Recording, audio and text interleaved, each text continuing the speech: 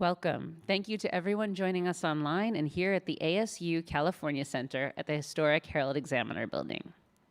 With great respect, Zócalo Public Square acknowledges the Yuhaviatam, the first people of this ancestral and unceded territory of Yaangna that we now know as downtown Los Angeles. We honor their elders, past and present, and the Yuhaviatam descendants who are part of the Gabrieleño Tongva and the Fernandeño Tataviam nations. We recognize that the Tongva are still here, and we are committed to lifting up their stories, culture, and community. As Ku'uyam, we recognize our responsibility and obligation to care for their land. I'm Sarah Rothbard. I'm a senior editor and manage the book prize at Zócalo Public Square, an ASU media enterprise. At Zócalo, our mission is to connect people to ideas and to each other. Everything we do is free, and everyone is welcome. We publish original writing and present conversations like this one. You can find us at zocalopublicsquare.org, on podcast platforms, and on YouTube, so please subscribe for our latest programs. Thank you for joining us tonight to celebrate the annual Zócalo Book and Poetry Prizes and Zócalo's 20th birthday. We are so grateful to Tim Disney for championing these awards and for his sponsorship. The Book and Poetry Prize Awards and this entire program have been made possible by his stewardship and generosity. In a few minutes, Mr. Disney will present the 2023 Book Prize to Michelle Wilde Anderson for her book, The Fight to Save the Town, Reimagining Discarded America. Michelle will give a short lecture on one of the book's central ideas, how a community saves itself. Then she will be interviewed by Alberto Ratana, President and CEO of Community Coalition. Afterward, please join us for a reception to celebrate our birthday with cake and continue the conversation. But first, I'm pleased to announce the winner of the 2023 Zócalo Poetry Prize, Paige Buffington. Zócalo's annual poetry prize seeks to recognize a U.S. poem that best evokes a connection to place. Paige's poem, From 20 Miles Outside of Gallup, Holbrook, Winslow, Farmington, or Albuquerque, evokes the light, the seasons, the sounds and colors of the Navajo Nation where she grew up and now teaches elementary school.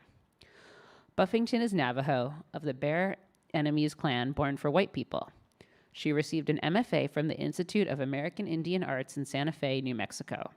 Her work has appeared in publications including Narrative, Turin.org, Honey Literary, and the Yellow Medicine Review. Congratulations, Paige. Good morning, good afternoon, or good evening. My name is Paige Buffington, and I will be reading a poem. From 20 miles outside of Gallup, Holbrook, Winslow, Farmington, or Albuquerque. 1962.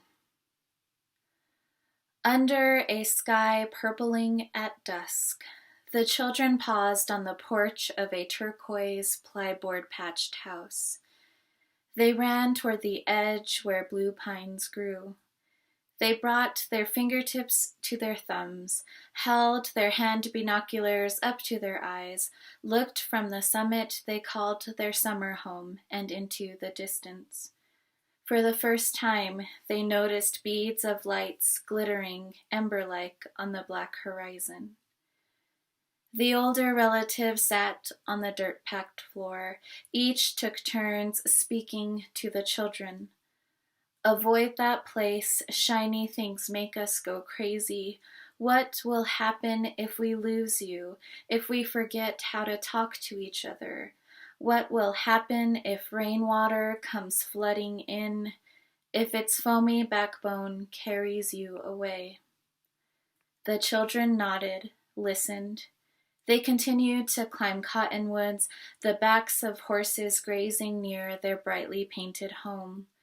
They lit flashlights under lint-speckled blankets, snuck puppies in through the window, took turns listing the dreams they would bring back home. A truck, a quarter horse, a light switch for every room. They listed and laughed until sleep took them. Above them, the sparkling Pleiades. Below them, a cornmeal-dusted floor. Still, they watched the lights, took in how they were expanding. The gleaming highlighted their eyelashes, dust-colored from years spent running under a desert silver dollar sun. Neon radiated in the rain-soaked hair hanging down their backs. Breezes lifted the sheets covering the windows, wove into the fibers of their pillows the tiny spaces between their toes. Someone or something whispered to them, "Come, come." The years passed. The children grew. Some of them stayed and learned winter stories, where to find baby jars filled with golden pollen. They learned to shoot and fight, unafraid to tangle with unnamed things in the dark. Others learned to pack. They left by trains, some by trucks or on foot, all enchanted by the glimmering distance. Some came back with dog tags, shortened hair and broken hearts, spent most of their time listening to music in cars or near the corrals. Others came back with coffee cups printed with seashells and the skylines of cities, their own stories of schools, love, and machines.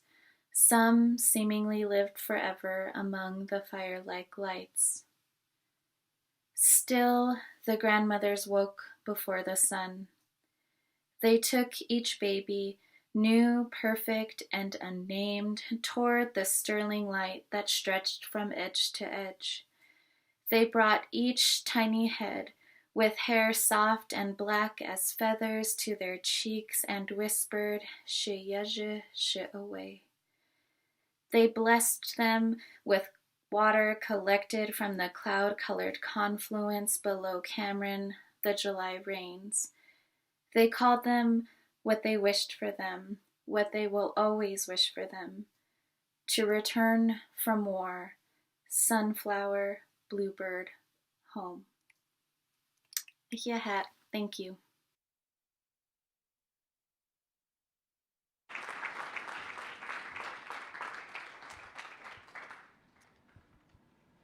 Hello, my name is Tim Disney. I am proud to sponsor this year's Zócalo Book and Poetry Prizes.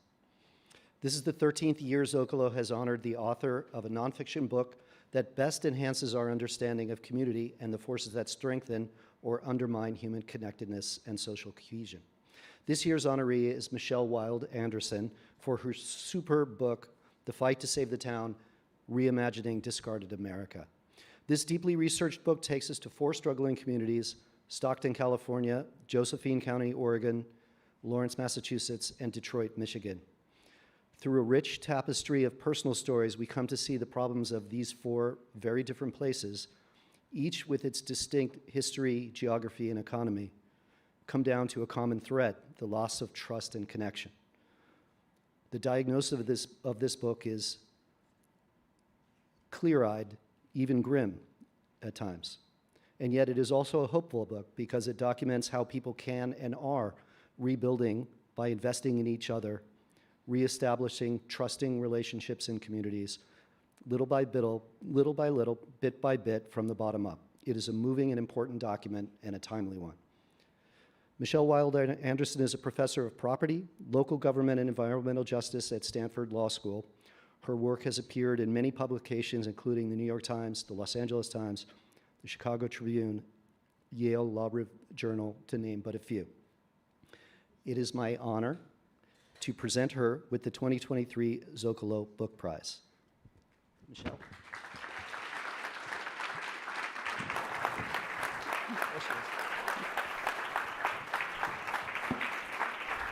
The prize is a Rubik's Cube, which is pre-solved. Thank God. Thank you so much, Tim. Thank you.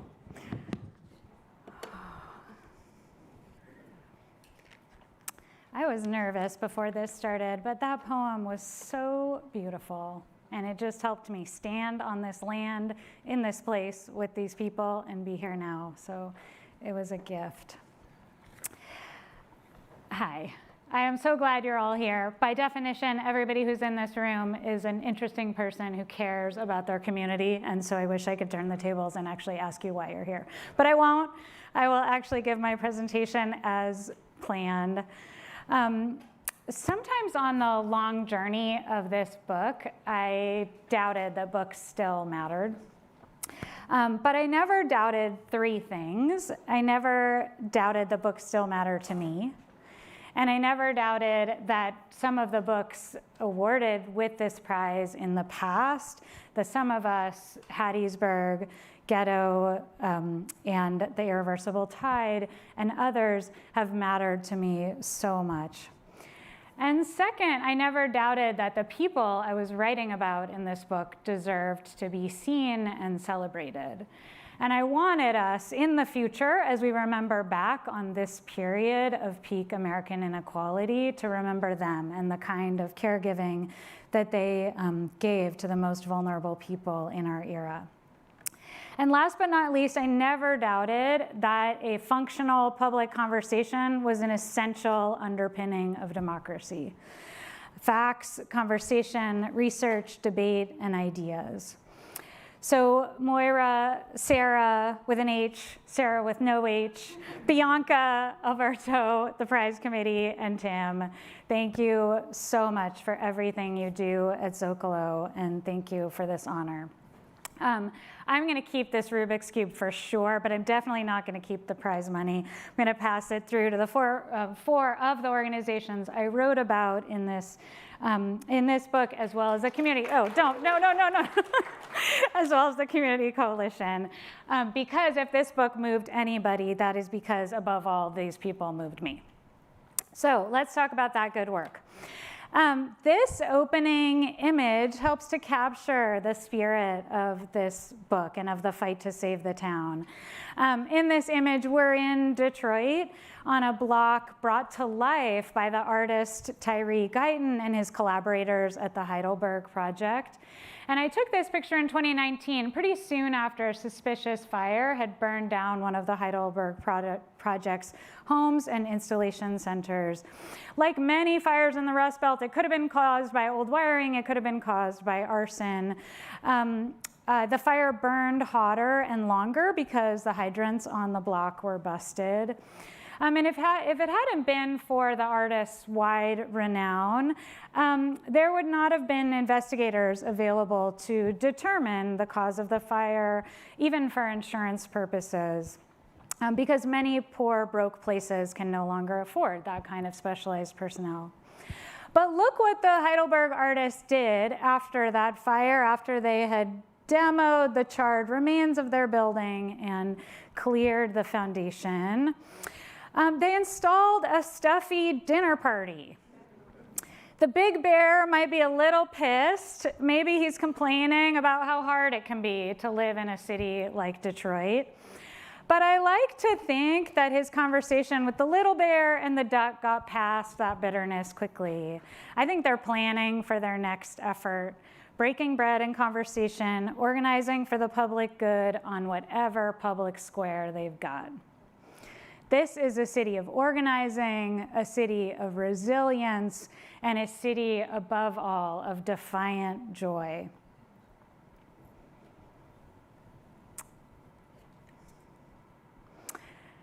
So this book is about places like Detroit, and it's rooted in an inequality problem, not inequality among individuals or inequality among neighborhoods or even nations, but inequality among cities. And the have-nots in this picture go through a lot.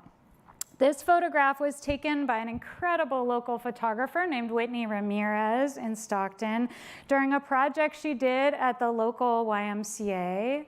The city at this time was really on its knees. Municipal bankruptcy, record-breaking foreclosures, record-breaking homicides, 40 to 60% of personnel all across the city government laid off. And Ramirez and her collaborators invited residents to write messages of love and hope to each other and to their beleaguered city, to tell their own story and speak to one another. "Dear Stockton, no more violence," this teen wrote. To help you picture this underlying inequality problem that this project stands on, I want to quickly remind us of a map like this. This happens to be Massachusetts, but in many, any state would have a map of this sort. Highly unequal states like Massachusetts and our own state of California have very high rates of economic segregation, and each of these little colored blobs is its own tax base. You all know how this works. Rich people tend to live with other rich people in separate tax bases. Poor people can't afford to live there. They live in places with weak tax bases. They often, in older industrial cities, again, like California and Massachusetts, poor people live in these older industrial cities with decaying housing and infrastructure and with higher levels of environmental contamination. A city with more poor residents has less money coming in from below. And today, such a government, generally speaking, has less money coming in from above, too. Because since the 1980s, most local governments have had to fund more of their public services from taxes that they collect locally. So we get a dynamic that looks something like this. If concentrated poverty sticks around long enough, local governments will cut their budgets. They go literally broke. And being poor and being broke are in this dynamic relationship. These cities are broke in part because they're poor, and their people stay poor in part because their governments are broke. There are fewer local resources to get people out of poverty. And this is actually the start of a larger vicious cycle of decline in which the conditions of poverty undermine the basic trust that is needed for human cooperation. Violence undermines trust between strangers who see each other on the sidewalk. Intense levels of housing turnover increase the number of strangers that we are surrounded by. Racial segregation and bias makes it harder for people to trust each other outside of racial groups. As running city government becomes harder and more thankless, city officials make mistakes. At worst, they may even be bad or corrupt, or they might simply not be able to save the day in a single term. They may simply disappoint expectations because the problems are so big. Scarcity makes individuals fight one another for jobs and resources, and nonprofits can fight against one another for grants, and so forth. You can get this larger dynamic of mistrust flying in all directions. And that mistrust itself is a driver for this larger decline. People give up on the town and they give up on each other. This is a book about 4 places that faced that vicious cycle and began addressing its most brutal, urgent consequences. I think they actually begin to live up to, or at least seek a path to living up to this message inscribed at the top of Stockton City Hall, to inspire a nobler civic life, to fulfill justice, to serve the people. And unfortunately, I think too many cities don't live up to the real message on the top of a city hall like that. And instead, they obey this kind of unwritten ethos. And here I just have to say, it's getting so old in academia, documenting the ways that this is a failing playbook for bailing out poor cities. To try and attract new residents, swap out the ones that you have, subsidize large businesses that will escape to the next town at the first chance they get, defer costs, enforce leases, arrest people. If that's our vision of local government work, it is not serving its people. So this book is really about a network of activists turning their governments toward the residents they have now. Their safety, their mental health, their housing stability, and their wages. And I'm going to briefly give you the quickest picture of these 4 incredible places. This photograph from Whitney Ramirez is another exceptional message that captures the ethos of this chapter and the incredible work I was privileged to write about in Stockton. He wrote, "Dear Stockton, I won't give up on you ever." Because that's how long it takes to address the more durable intergenerational problems that a city like this is facing. Stockton is by some measures the most diverse city in America. If we think about that, that's pretty incredible. To earn that title, Stockton is literally a portal onto planet Earth. It's also a manufacturing and distribution hub for California agriculture. Every day, every week, we are eating food picked, canned, packed, and shipped by Stockton's people. And to be a hub for an industry as underpaid as farm and food labor, the city makes a home for some of the poorest people in our state. And to be that well located for shipping things, the city is also a crossroads for moving drugs. We left it to rot like many American cities across the ravages of the crack epidemic, and we answered that crisis only with police. It stands to reason why its poorest neighborhoods suffer from drug-related gun violence. And suffer they do. Imagine if 10 kids in your high school or your kid's high school were killed in separate shootings in a 2-year period. That happened in 2011 to 2012. So leaders in Stockton started coming to terms with the degree of trauma carried by the city's children and families. They began facing the humiliation and hopelessness created by racial segregation and intergenerational poverty. They started working to heal youth before they entered school, charged with fear and armored in bravado. Advocates are working to denormalize violence while normalizing mental health support, to teach coping skills, and to unteach powerlessness. They are cleaning up the fallout of mass incarceration and daring to imagine a world beyond it. Josephine County is gorgeous and very fertile, but it has long attracted people looking for more than that. Since the 1970s, people have moved to Josephine County in Southern Oregon to escape things: taxes, suburban materialism, child support debt, homophobia, arrest warrants, the urban cost of living, day jobs, nuclear annihilation, clothing, and California. They came to find liberty off the grid and in the forest. Since others did too, they found a freedom lacking social conformity. As one local put it, Josephine County has very little racial diversity, but there is every way of being a white person here. Over time, the county's deeply libertarian culture became a conservative majority in which the county's law and order center right fights for control against the Oath Keeper right. This anti-government culture plus isolated rural poverty has resulted in an extreme experiment in gutting public services. By 2014, the word BAR had come to stand for something new. It meant beyond available resources.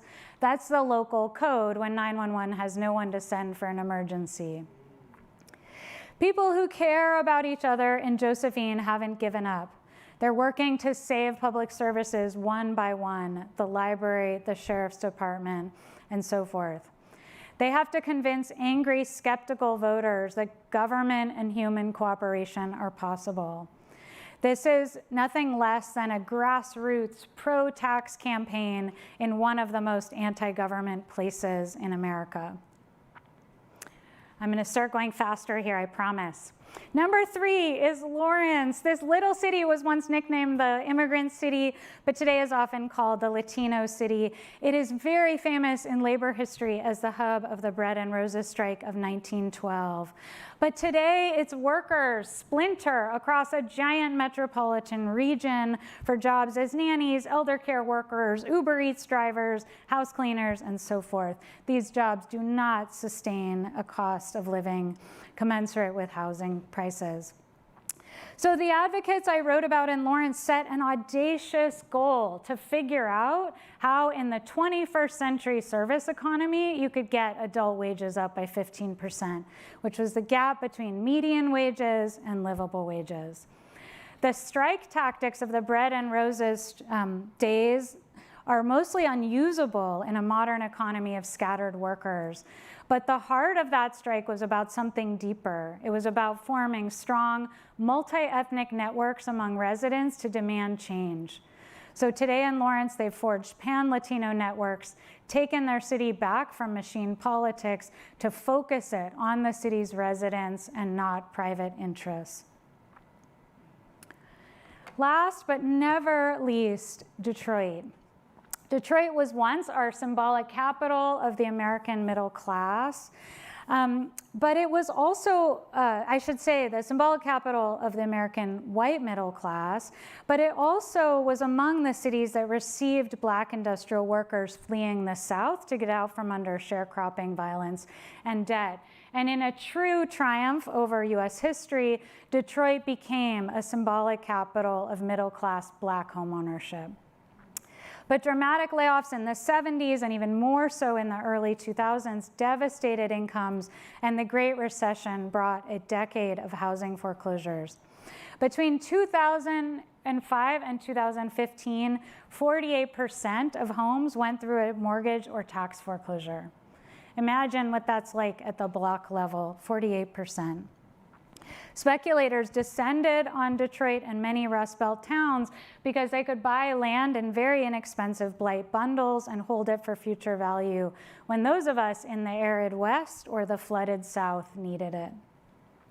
So Detroit today should not make you think of poverty. It should make you think of inequality.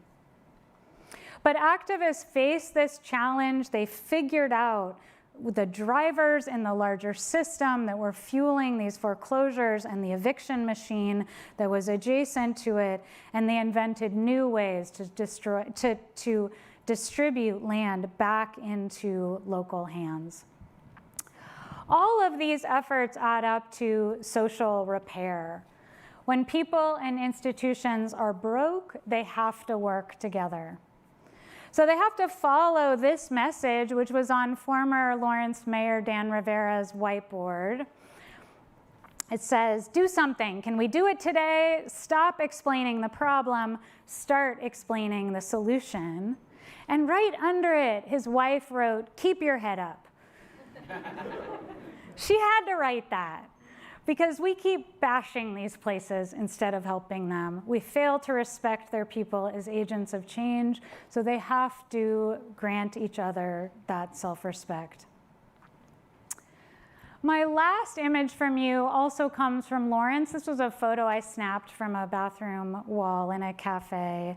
It says, Mija, you've got this. This is not a fact. They don't got this. Nothing in this book suggests otherwise.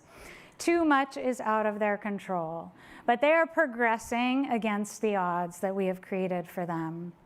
So I see this as a provocation or an invitation. What would it take to make this true?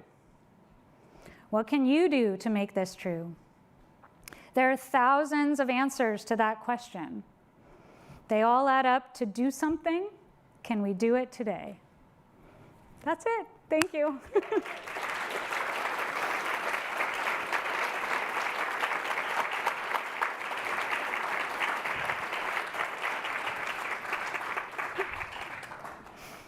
Right. Congratulations, Michelle. Oh, thank you so much for being here. Thank you for having me. Let's give it up to Michelle one more time, please. I am incredibly moved to have read your book, largely because, from my vantage point, it's a very optimistic book. It's a very hopeful book. It's a book full of joy. It's in organizing. I'm at Community Coalition. My name is Alberto Retana. And oftentimes the victory is not in the policy itself. It's when people come together to fight for something much larger that may take generations to achieve. And oftentimes we get so seduced by the policy outcome and forget what democracy is ultimately about and what's the driver of change. You write, people fighting to make something beautiful from something broken. And what we have are poor, broke places, but not poor, broke people. And I just want to honor you and thank you for the writing and doing it in such a way that is compassionate and humanistic for our people. Thank you. Oh, thank you. I'm excited to speak about this book, The Fight to Save the Town. But before we get into the book, I would love to learn more about you. Michelle Wild Anderson. Tell us about yourself. Tell us about how you got here. I refuse to tell anybody about myself. No, I'm just Well, we'll call your sister up. I know she's here. And my Jennifer, little are you girl's ready? over there too. No, I thank you so much for that introduction, and thank you so much for being here. It's really incredible to share this platform with you. I kind of mean it that I don't want to talk about myself. I could say a million reasons why I am drawn to this work like a magnet and drawn to these people. It goes way back to my family and my mom and so many other things. But I will say that I chose to write the book in this way, in a kind of people-centered way, because I'm really concerned that the way we tell stories about poverty is itself part of the problem. And I think you captured it so beautifully with your remarks. We tell stories about crooks in the government and bullets flying everywhere and hellholes in neighborhoods, and we pathologize people in ways that really make them, that strip them of agency.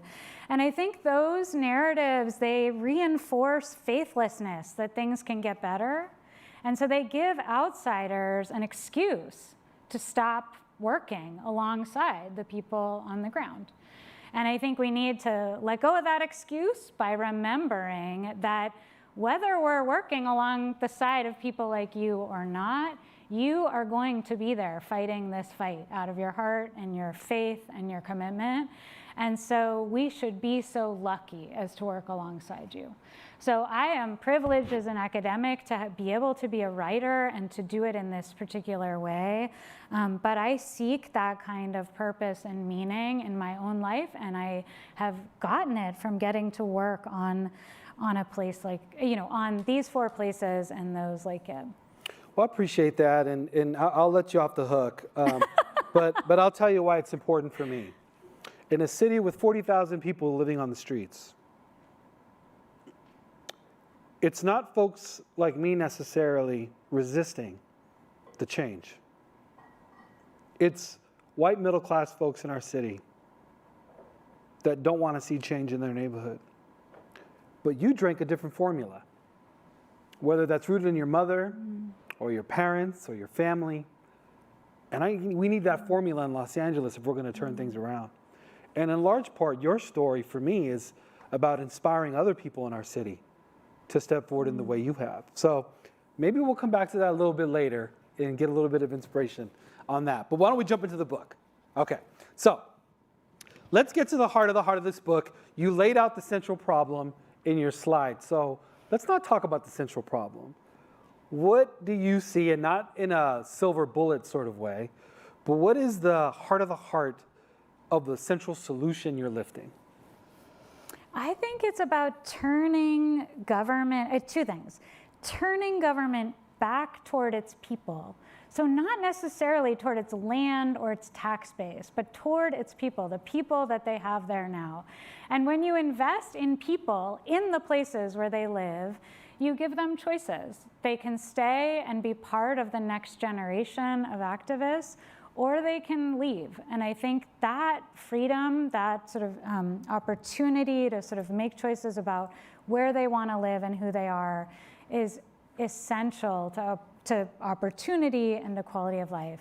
So we have to remember, I think, in getting away from this people versus places debate that academia gets hung up on, I think we have to invest in people where they live. And that's, I think that gets lost in our larger conversations as we fight about this or that policy change. Well, earlier when we were talking in the reception, you talked about your favorite part of the book, which is the ending, the epilogue. And I think it speaks a little bit to the solution. Can you tell us a little bit about the epilogue and why that was your favorite part and how this ties to place and people? Oh, I'd love to. The epilogue is about an incredible woman named Joanne Pena, and I hope she's listening right now. As I told you before, she is so wise, and I thought so much about things I'd learned from Joanne. But she did the thing that we're always telling people in declining towns to do.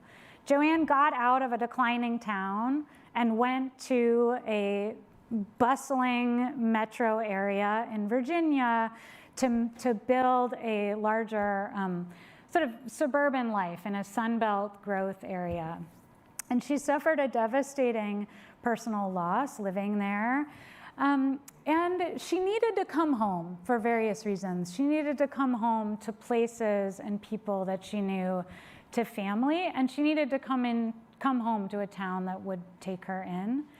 And she chose Lawrence as a town where she'd spent a few really happy years as a child, precious years that I think she needed at that point in her life to return to. And the sort of emotional resonance to me of that choice, how we all make choices like that. What is good for our families? What is good for our elders? What is good for our kids? Who are we? Where are we happy? What kind of weather do we like? These like basic choices are really fundamental. And Lawrence took Joanne in, helped to shelter her during a very difficult period in her life, gave her access to this extraordinary network that was being built in the city to get adults into higher wage tiers. And then she was able to leave again, to sort of go back out and move her son to a place that frankly has better schools than she felt like Lawrence could deliver for her boy. So it's a beautiful sort of ordinary story, and I think so often we pathologize. If any of you are from Massachusetts or elsewhere in the country, if you've heard of Lawrence, it is probably above all because of the opioid crisis. But Lawrence takes in some of the poorest families and new Americans in its region, and it houses the workforce that the Route 128 Silicon Valley Metro Boston economy relies on. So Lawrence is delivering for Massachusetts, it's delivering for its region, it's delivering for people in need like Joanne. And I just think we have to remember that. And that function is a humanitarian function. But I think also if people don't like that word humanitarian, it is also an economic function. And wealthy towns like Andover owe something to poor towns like Lawrence. Well, I do think a lot about Los Angeles and South Los Angeles in particular, as you described, Joanne. And we have a youth program, and a bunch of young folks come through our program, and a decade later, 15 years later, they're back in the community working at Community Coalition. There's about 7 or 8 right now that are working at Community Coalition. All grew up in South Central, went to all the local schools, but only one still lives in South Central. All 7 are in Gardena, Compton, Inglewood, and other places that's no longer their home. But they're completely committed to making sure that South LA is still home. That even though they no longer physically live there, they ache for being displaced. And think of their geography now in political terms, not just physical terms. So as you told the story about Joanne and where she's at and what she's doing, I thought a lot about our people at Community Coalition and probably around the country. So I appreciate you writing about that. There's something you wrote also that stuck to me that said, today an American is significantly more likely to work in a restaurant than a factory. Can you say more a little bit about that, both what that means economically speaking, but with the people who you've interviewed and talked to, and a little bit about the methodology you use, all the folks you talked to write this book? Yeah, So that's just an economic reality of the 21st century service economy, not because we're not productive in manufacturing. We remain just a titan globally in manufacturing, but we do it through highly skilled, highly automated jobs that require fewer workers. And so as our economy has shifted, workers have moved into these incredibly insecure tiers. I'm sure I don't need to explain that to anybody here. But that level of vulnerability and living without benefits and without security, even on a scheduling point of view, is so hard on families. And in Lawrence in particular, I was so privileged to just pull up a chair to a social movement that was just trying to figure that out. Nobody has a playbook for that. There's no awesome social science that can tell you, do X, do Y, and you're there. They had to just look at their community, sort of figure out their resources in town, create these incredible networks. The community college does this, the vocational tech school does this, that we need this from the mayor's office, and really, bring those resources together in a coordinated training effort to actually incubate this generation of entry-level professionals for schools, K-12 schools, and for healthcare jobs. And so, it was really, and it's interesting, in Lawrence, they would say, don't turn us into a playbook. Don't say that you can just uncork this method and apply it to, South LA. They said what we did was we showed up for our people who they are, we showed up for their priorities, we organized, their power, their voice, and this is what worked in this particular community. Different immigrant traditions, different levels of immigration status, different kinds of histories globally make, as you know so well, they make organizing practice really different from one city to another. And so this isn't, to the extent that Lawrence has a method to teach, I think it is really about showing up and listening. Have you brought all the folks together from the different towns? And what do you expect to happen? And tell us more about when that's going to happen. And yeah. Well, I haven't set a date, but I definitely am going to make that happen. I'm dying to have it happen. Because that was what was so fun about this book, and you probably experience this in your work all the time, but when you get to see people talk across places, they know their own problems inside and out. They don't need me to write a book about this kind of inequality. They live this inequality every single day. Sure. Just as you said, I kind of wrote the inequality anchor point for this book for other people who don't get that, but they don't need that.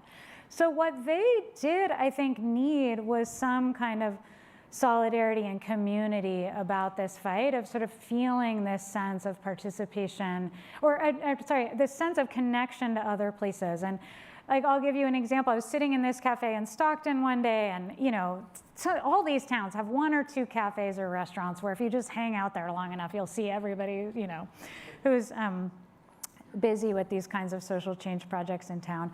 And I was sitting at one of these cafes in Stockton, and I was hanging out with a couple of city council members and nonprofit people. The mayor came in. He joined us for lunch. We're all just chatting. And he was facing this particular kind of problem. And I just told him a story from Lawrence, this Lawrence High School project. And it was such a fantastic moment. And he asked me a bunch of questions, and he got really excited about it. And it was just, so that's what I want. I want them in the room getting to do that with each other. I do. I am curious to see how folks from South Stockton or Detroit connect with the folks from Josephine, both on the, I call 911 and people don't show up. Oh yeah, we started the Black Panther Party in the 70s to deal with some of these issues. I just think it'd be fascinating to see how they connect and have a different kind of dialogue that is so divided right now, but communities that have so much in common. So please keep us posted about. And I think that would not be as hard as you might expect. I mean, the truth is that the people I wrote about in the book are holding down the government, so they're not the full sort of burn it down sort of interest, but they're just incredibly compassionate people. And I think actually that somebody like you would have way more to talk about with some of the people I wrote about in that county.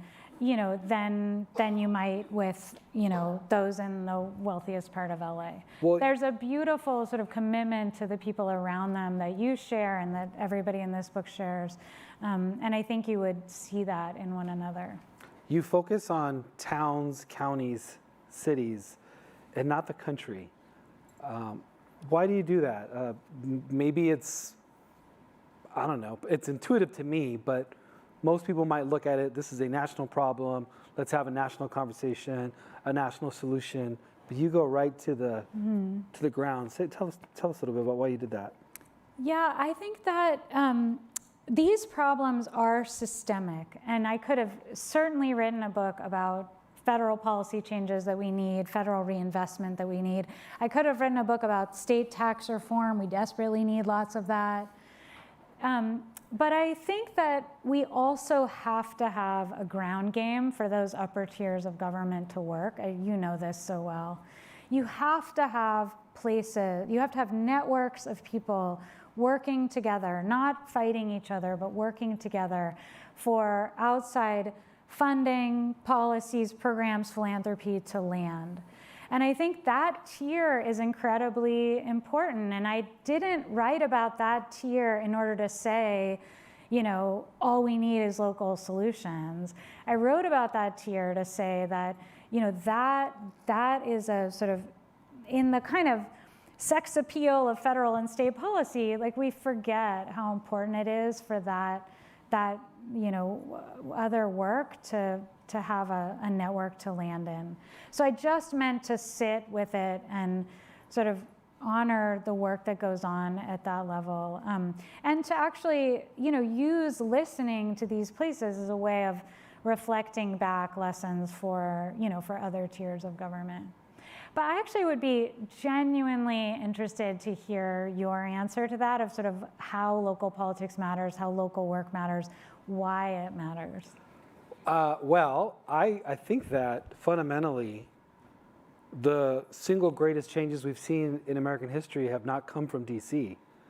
They've come from localities up, whether it's Ferguson in 2013 or Birmingham, Alabama in the 60s, or Los Angeles solving the homelessness crisis in the next few years. That's where I fundamentally believe real change happens.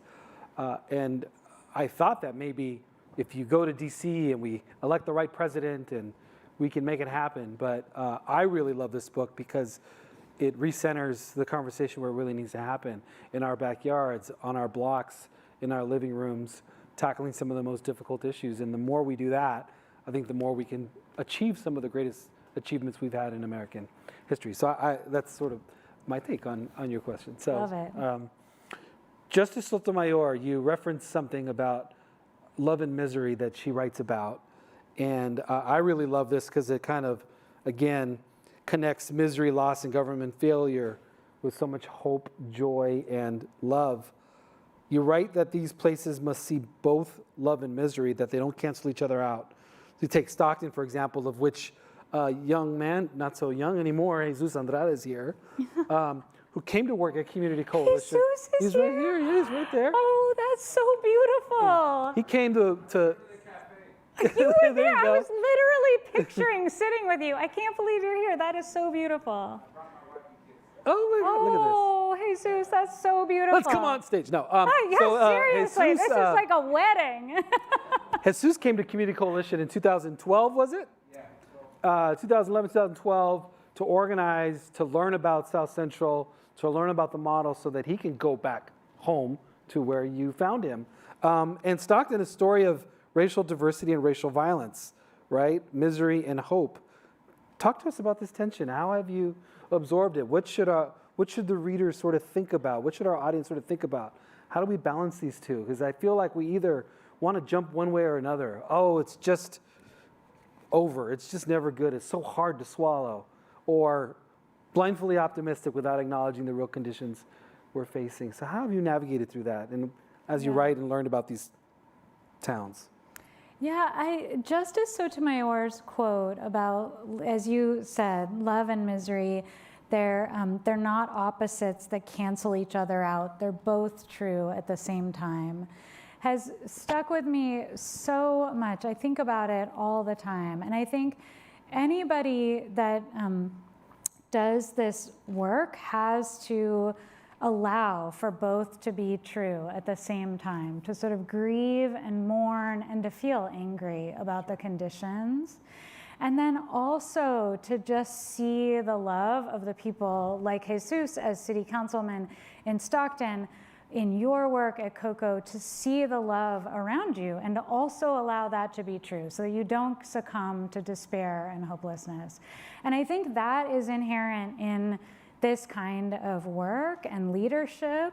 And I think it's also incumbent on outsiders to also hold both of those things as true. I am an outsider to these towns. I was essentially a writer, sort of trying to hold up these stories.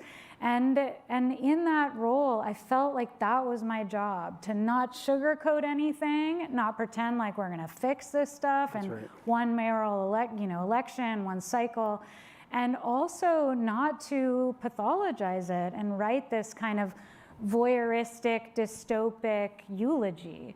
So I think, we have to do that to sort of remain hopeful. And I think what was so amazing about the people in this book that I was so privileged to write about again is that they didn't always believe, or they certainly didn't know that what they were gonna do was gonna work, whatever work means, right? But you just keep doing it anyway. And that's what that comes from, that place of love, of just commitment to one another, and like you said at the beginning, like a lot of joy and friendship and community and potlucks and parties and music and art in the process, right? You have to make the process its own kind of destination, because there's no guarantee that on the other side of a big effort like the ones that I've written about, you sort of prevail and you meet your benchmarks.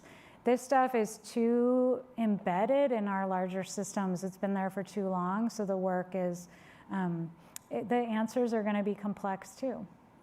Thank you so much. I'm going to stop hogging up the space. I'm going to take a sip of our water, and we're going to open it up for some Q&A. He's joking because this is empty. No, this is like, on Jimmy Kimmel, So. Thank you. So our first question tonight comes from our online audience. So how do we get people to take ownership over making their community a better place? I think you just start. And I know that sounds really lame and uninspired, but there are so many angles to these problems. And I actually think that wired in each of us is a kind of magnetic pull to different things. I think some of us are just wired to care about land and housing. I'm one of those people. I don't know why. Land and housing just are that, I'm just called to that work first and foremost. Other people are, called to criminal justice reform or to supporting families re-entering after periods of incarceration. Other people are called to little kids or teenagers or whatever. Libraries, whatever.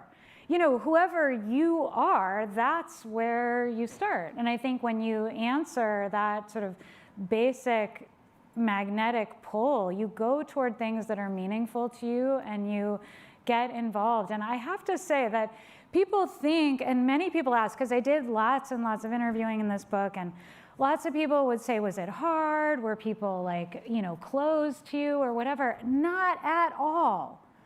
Just by being a person who showed up and cared about the good work that was going on and kind of showed my cards, including that magnificent Sotomayor quote, so they knew I wasn't there to sort of write ruin porn about their towns.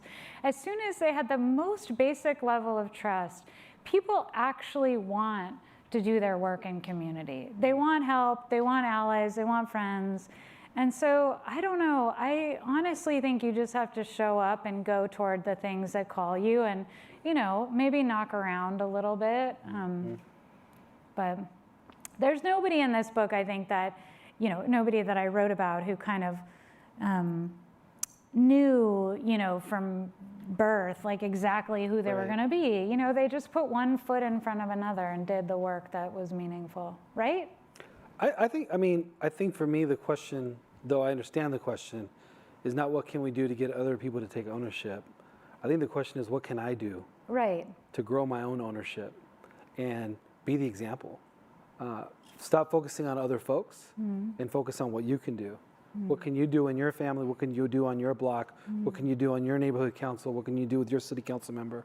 What can you do to address the homelessness in your community? I think that to me is got to be the starting point. If you can do that, then you can be a spark for others to get involved. That's so true. And what you said actually in the beginning about, the work that's needed, not just in these places, but, we trap this kind of poverty through our land use systems and our tax systems. So, one way that people have to get to work is stop those traps. And That's I mean, right. that's, there are invitations to do that kind of YIMBY work on affordable housing and density all around us. And our state is in a period of historic reform to try to insist on levels of density and affordable housing in more prosperous areas. So, when I held that last line up, fight to save our town, I don't necessarily mean fight to save some other poor town that's some other place. If you live in a wealthy area that is, defending its single family zoning with all it's got, like join the social movements of people trying to actually, expand their community to include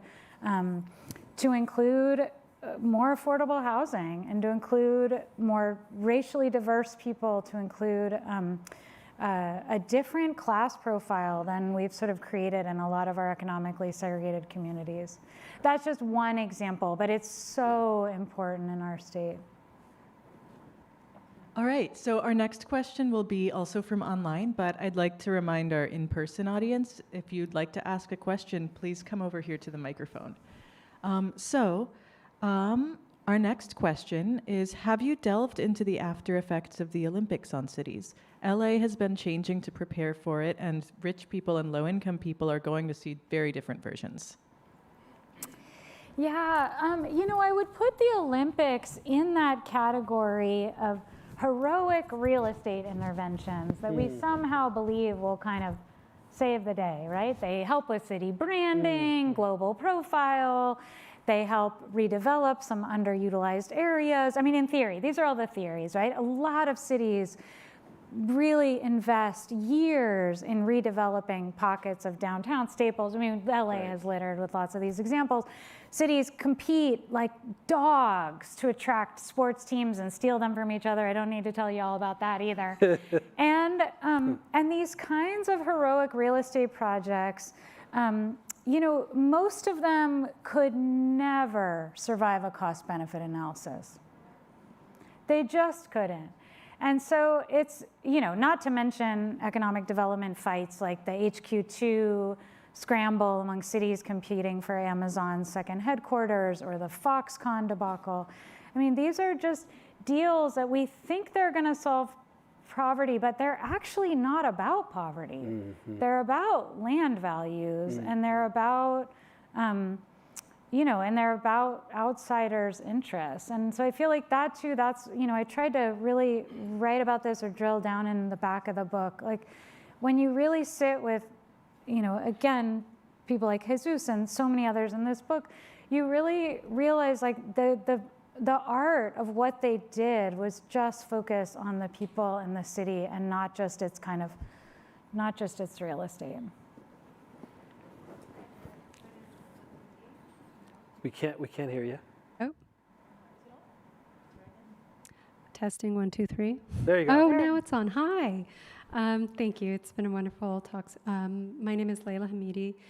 My question is about the spaces that are homegrown and formed by community, places of kind of deep dreaming, visioning, resistance, that are also quite precarious and vulnerable to a whole host of forces. And because I work in the arts, I'm thinking specifically of some art spaces, one in Detroit that I've worked with.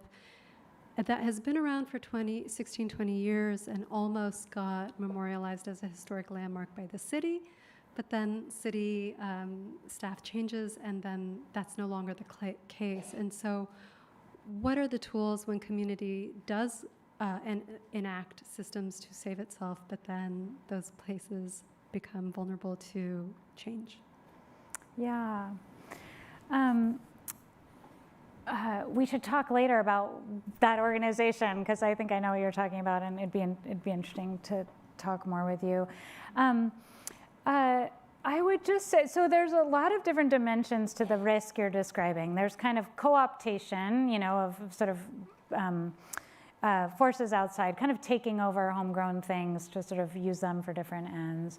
And I think there's also profiles of just taking that kind of work for granted and somehow like pushing it out of the way, or sort of replacing it, displacing it. And the truth is, I don't know what to say about that as a kind of general method of resistance. It does happen, and it's part of, yes, it does happen.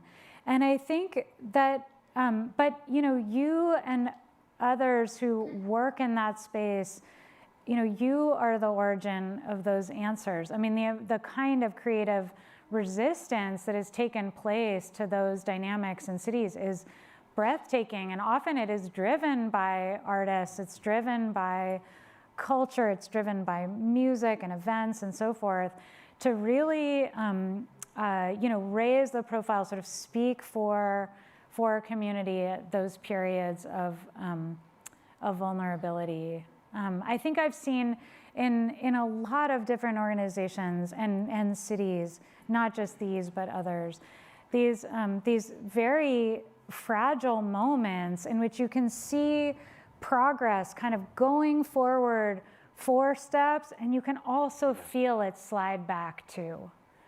And Reverend Barber of North Carolina, just visionary speaker and such a magnificent writer, really reminded us that Black history contains so much of that path of sort of 4 forward, 2 back.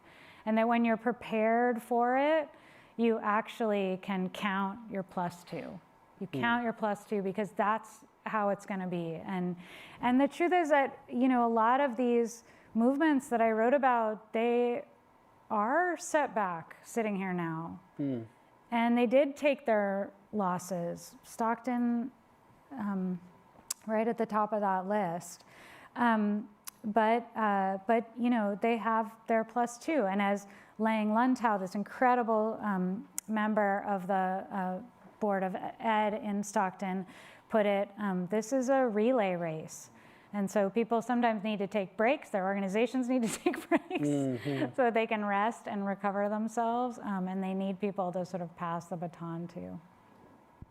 So this will be our last question, but we have plenty of time during the reception for anything else you may want to ask. Thanks. Good evening. My name is Heidi Novias. I'm wondering if you have observations and advice for community-based organizations that are already there doing a lot of the good work. I'm involved with YMCA of Los Angeles. What more could we be doing? What other opportunities, what have we overlooked that you've observed? So I would just say, I want to bring us to another amazing and very memorable moment in Stockton. I was sitting in the conference room of a youth development program, and every other Friday morning, they just had donuts and orange juice for all the youth programs in Stockton. And that habit of sort of bringing all the youth programs together was a really incredible part of the city's network building. I remember, just small moments in that particular event, people making fun of each other's nail polish color, whatever, just the normal banter of a kind of routine meeting that they were all used to. And not every meeting was spectacularly important. What was important was that all the youth programs knew each other, and they knew their people. They all had each other on text message. They were friends. They did happy hours together. They went to each other's birthdays. They built relationships, and that allowed them to coordinate their program in an environment of scarcity, their programs in an environment of scarcity. And I think that the sort of ordinariness of kind of needing people to be at the same table was really moving to me. And again, I think, in the spirit of Zócalo, when mistrust gets bad enough, like some of those, basic civic networks break down. And I can't speak to the YMCA here, but I do think that, there's a form of casual coordination that we don't give enough credit to that as a component of social change. All right. Well, we will close here. Thank you. Thank so you. much. Another round, please, for.